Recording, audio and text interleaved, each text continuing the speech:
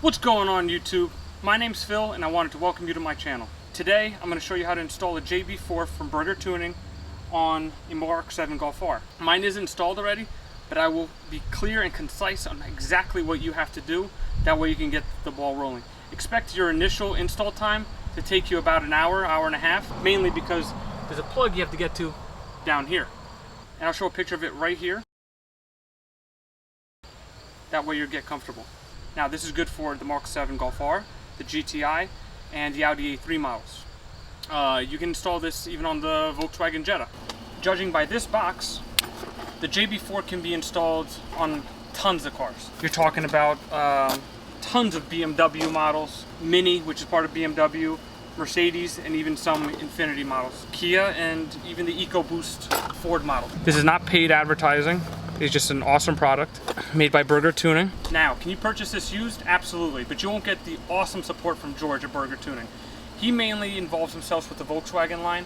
However, value for the money is insane. I mean, this thing cost me $429, and I bought the Bluetooth Connect kit because you're able to change map settings on the fly. But let's not go there yet. First, I want to show you how and what you're going to do to install this bad boy. If you go online and look at VW4 Techs and other websites like that, you'll see that the JB4 can pump out an extra 50, 60 horsepower out of your car and another 40 to 50 pound-feet of torque depending on what map settings you have. Now, you can stack this with APR's Stage 1 and Stage 2 tunes. Stage 2 will require a downpipe, however, you get stupid amounts of power. You can pretty easily get this car up to 400 horsepower without destroying it. Head over to VW4 Techs and you'll see tons of information on a JB4. Why you should get it, and why you can even stack it with an APR tune, Unitronic, and not sure about Cobb though. Now let's dive in. I'm going to take this nice and slow. This is my personal Golf R 2016. So here we are. You don't see anything that's different, except right there. This right here is your JB4. You'll see that I put a lot of zip ties here to hold the cables together.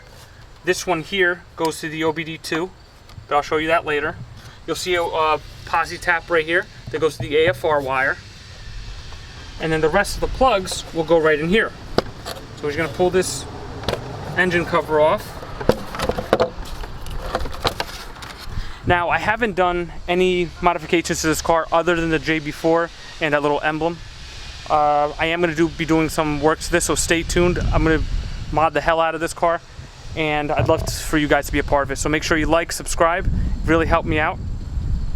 That way I can keep posting videos and you guys can keep getting some quality content. Here you'll see these kind of mesh cables coming from back here. Now my JB4, the mesh cable is going underneath the intake pipe, or whatever that's called. Going underneath here, and this is where the cables begin. Now you can't mess this up. Each cable is only compatible with where it can clip into.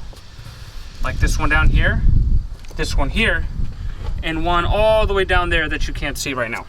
So this is the wire that's coming out of the wiring harness, the Volkswagen wiring harness. You'll get a male and female plugs in here. This part right here and this one right here are part of the JB4 wiring harness, and this part right here is from Volkswagen. You'll see where it clips in right here. Now, before we begin, unplug your battery. You don't want to short, you don't want any issues.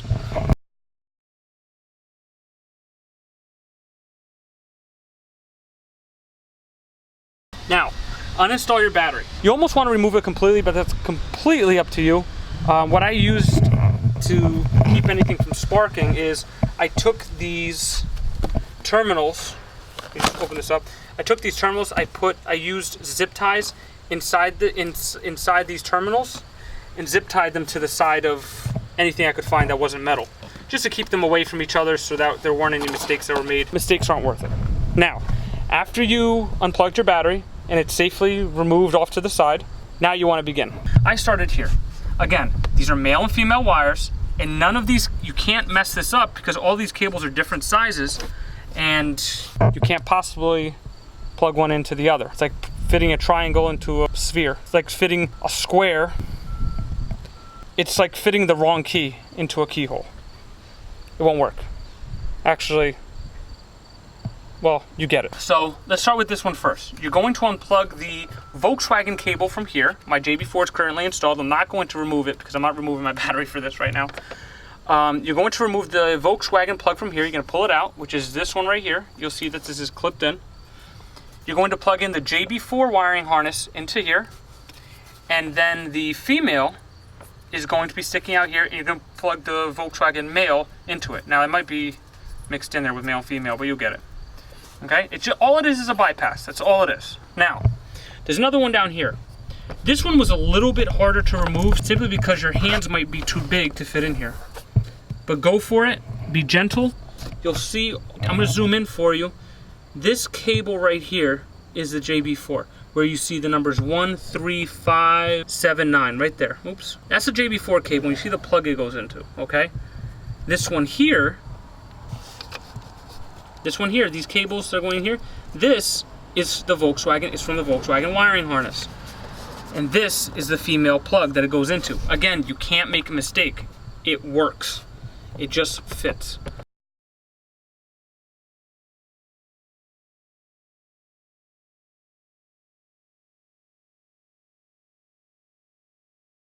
But you might have some trouble getting your hand in here to remove this.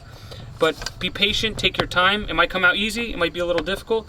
Wiggle it around a little bit. Don't be forceful or you're going to destroy it. Now, the hardest one to get into is down underneath the engine bay. I will show a picture of it here. That way you know what you're going to be looking for. There will be 2 plugs down there. Make sure you remove the correct one. They say that many people can actually just reach down and get it, but I can't even see it from up here.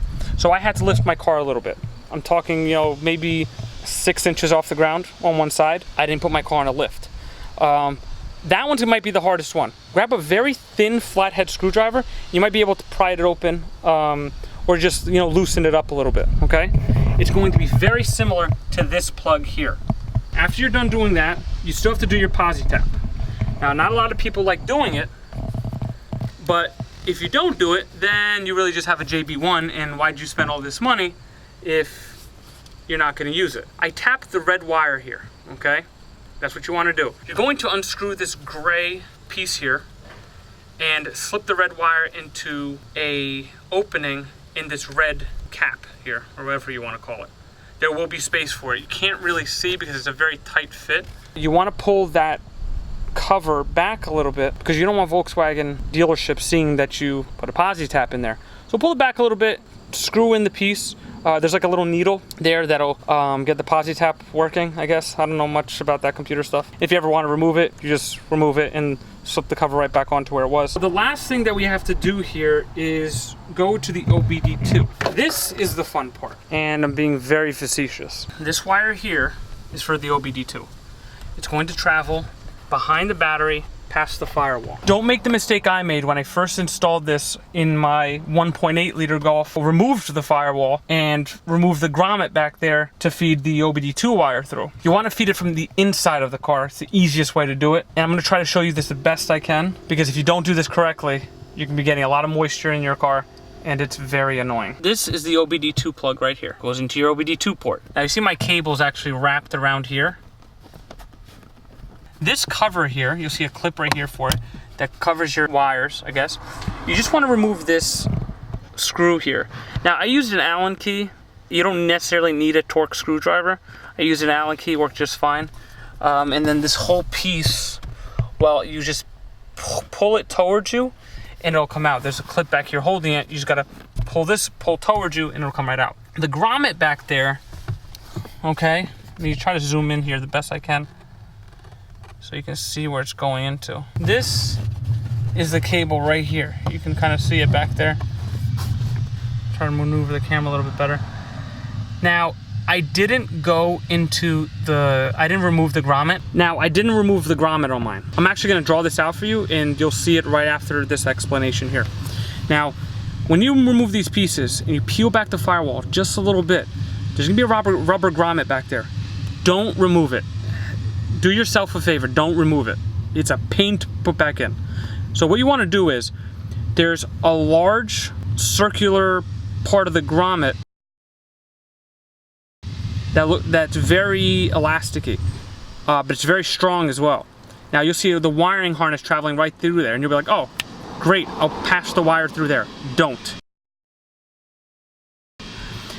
Down to the right, it's a tiny little rubber, okay, it's a circular indentation, I guess you can say.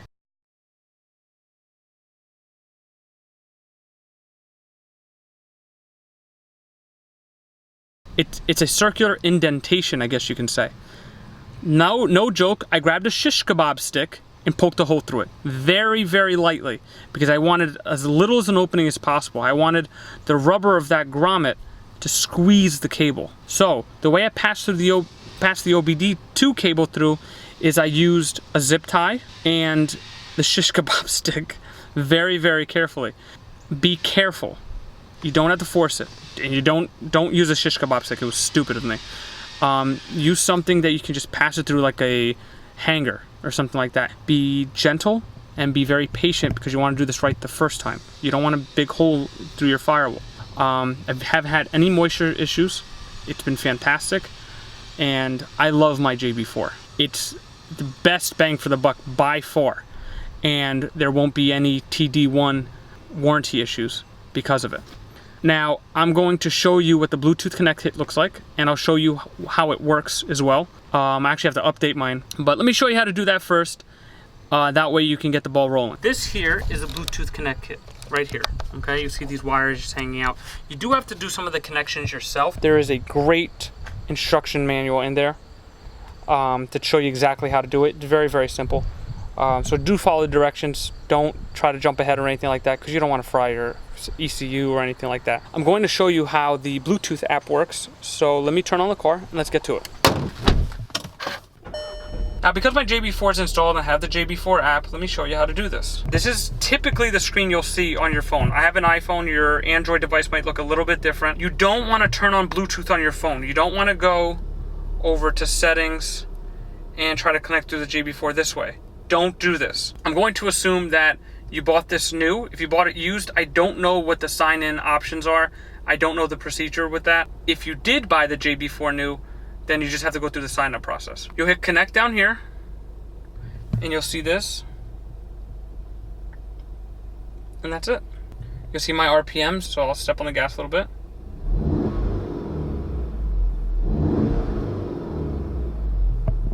You'll see that it says map 0. This is stock. This is just a pass-through. Your car isn't making any more power than stock. To change your map settings, you're gonna go over to settings here on the bottom right, and you go to map selection. In this you'll see map 0 all the way through 8. Map 0 is stock. You're not producing any more power. You don't have any more boost. Map 1 is about 5 PSI over stock. Map 2 is a little bit more than that. I do see a difference between map 0 and 1. I see a huge difference between map 0 and map 2. Map 4, if you do the update, would be the valet mode. Map 6 is for custom maps. You want to ask George to set up a custom map for you so you can stack your JB4 and APR tunes. But other things you can do in here, you can go to your codes. You can see if you're logging any codes. Hit read here. That's why you set up the OBD2. And we'll see if we were having an issue. No codes found. To the left of codes, you'll see logs. If you ever want to stack your tune, or George needs some information from you to make a custom tune, or to make sure your JB4 is working correctly, you can always set up a log. This is where your logs will be. You'll click on them, and you'll be able to see them mostly in some kind of Excel spreadsheet. And then when you click on display, you'll be back on this page here. And I'll put my phone here on this magnet, and I have my readouts there. That's the setup for the JB4. It's not complicated, but you want to make sure you do it right the first time. You don't want to run into issues. If you have any questions at all before you make your purchase, feel free to ask in the comment section below, and I'll respond promptly. Other than that, you'll enjoy the JB4. It's a fantastic piggyback, and you can always just remove it like that. Make sure to like and subscribe. I want to continue doing mods to my car and continue helping you guys out with all types of modifications. I'll get the pedal box once I reach 250 subscribers, and I'd love to do the APR tune stacked with the JB4 when I get to 1,000. But there's tons of other mods I will be doing over the course of the next few months, so Now, one thing I want to touch on before we wrap up this video is that when you do turn on the car for the first time, you might get a few codes like the traction control light, the stability control light, or even your check engine light coming on. It's completely normal, and with just a few minutes of driving, it should go away, no problem. It happens to all of us, and those lights just come on a little longer for some than for others. And now let's get back to the video. Stay tuned, smash that like button, subscribe, and let's have some fun.